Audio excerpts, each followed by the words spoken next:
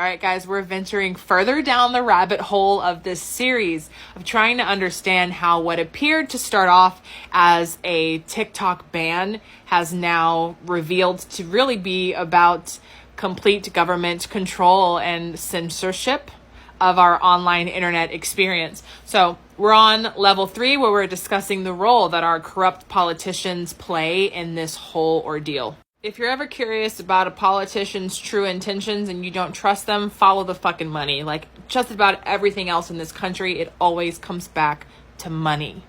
This is capitaltrades.com. It allows you to see all of the activity of our elected officials in the stock market. And so each stock issuer has its own profile, and each politician also has their own profile. So you can see when they bought and sold, how much it's worth, all of that. It's a fantastic resource. Highly recommend popping on here and just exploring and being nosy as fuck and following the money wherever you feel like it's appropriate.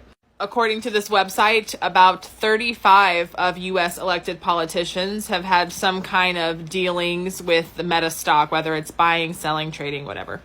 There's also hard-hitting news headlines that are related to the stock issuer on their profile. And so here's a great example. Representative Dan Crenshaw, Meta investment jumps 51% amidst possible TikTok ban. You may not care that your data is being accessed now, and with data comes power. They can choose what you see and how you see it. They can make you believe things that are not true. They can encourage you to engage in behavior that will destroy your life. Even if it is not happening yet, it could in the future. The long-term goal of the Chinese Communist Party is the demise of the American power, and that starts with our youth. I don't understand how this doesn't count as insider trading.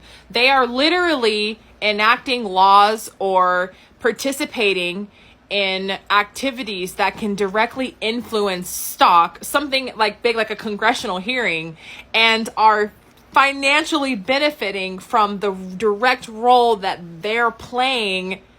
Like I barely have words for how corrupt and also in our face this is. This is his Twitter, by the way, at Dan Crenshaw, if you want to go tell him your thoughts about his hypocrisy and corrupt and extreme conflict of interest in this entire matter. Here's another one. Rep. Harshbarger bagged Meta gains while vouching for a TikTok ban.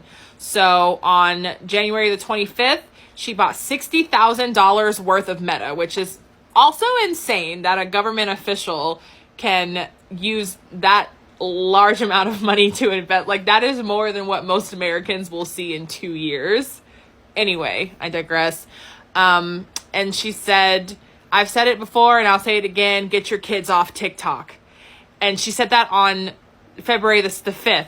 And then on the 7th, the bill was introduced. Again, she directly had a say and influence. She knew this bill was coming. She's literally part of the process. And so then, you guys realize, like, headlines, news scandals can deeply influence a stock price. So imagine the influence at a congressional hearing proposing to ban the app's main competitor. Oh my gosh. This is the initial tweet, by the way. China is targeting our children, plain and simple. Privacy experts agree. I've said it before and I'll say it again. Get your children off TikTok. We can't afford to let the CCP, which is the Chinese Communist Party, infiltrate our homes through this app.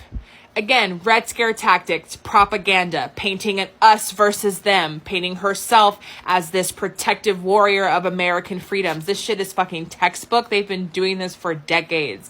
And I'm so hopeful that we're finally collectively at a place where this type of shit doesn't work anymore, because we can see for ourselves the extreme conflict of interest and contradiction that these fuckers have. You don't care about China infiltrating our homes. 1, because that's not fucking happening.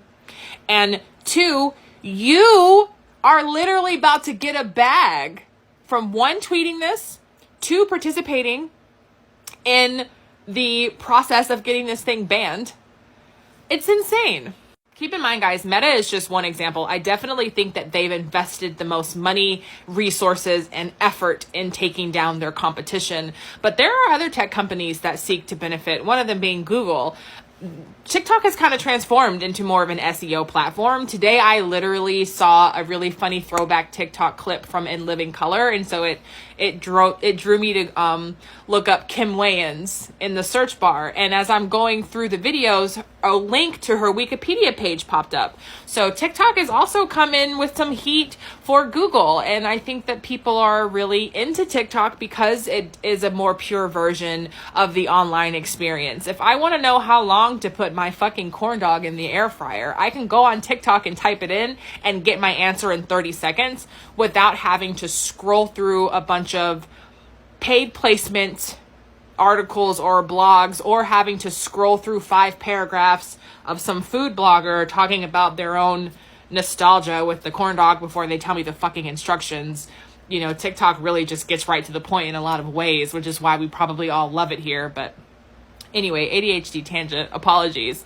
My point is, looking at capital trades, I think it's important for all of us to understand that outside of just Meta, the politicians are going to follow the money, and they're going to get in bed with whoever's going to pay them and run that checkup, period.